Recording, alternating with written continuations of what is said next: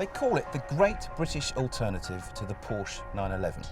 But given that the new Ginetta G60 boasts a mid-mounted V6 and costs 68 grand, it might be more accurate to describe it as a successor to the Lotus Esprit.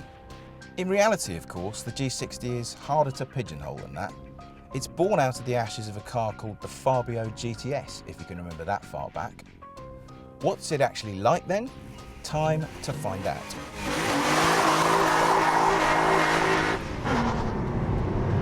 So as you can probably tell from the noise, the G60 is, shall we say, quite rough and ready, but it's also meant to be that way. The guy that runs the company, Lawrence Tomlinson, wants this car to be quite raw. He wants it to be usable every day, and it is. You can just bumble along the motorway in it, and it is actually quite refined. But when you put your foot down in this thing, it makes one heck of a noise. Allow me to demonstrate.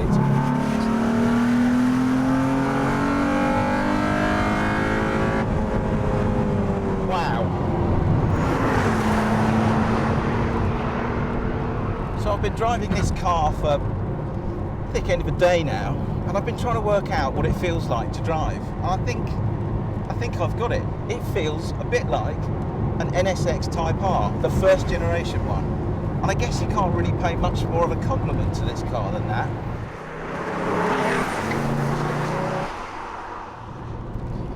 So the engine may not sound chocker full of pedigree, being a 3.7 litre Ford V6, but they've actually done a lot of work on it.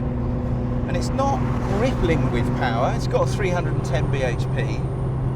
But what you need to remember is that this car weighs only 1,100 kilograms. Carbon fibre panels everywhere. They say 0 to 60 in sub 4 seconds. I would say it gets to 100 in maybe 9, and they reckon about 175 top speed.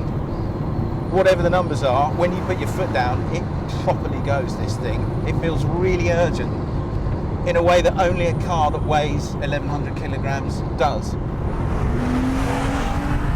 There are still a couple of areas that they are not quite happy with yet. One is the steering, the other is the brakes.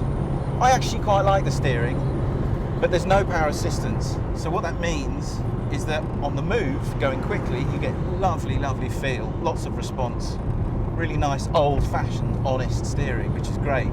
But around slow corners, you do need to be a bit of a Charles Atlas freak to turn the steering wheel. It is very heavy at slow speed.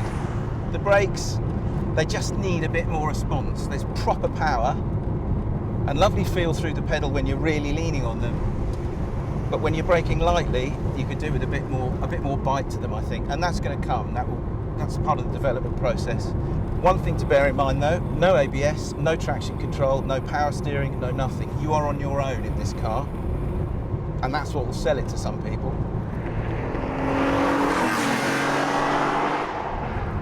So is the G60 really worth £68,000?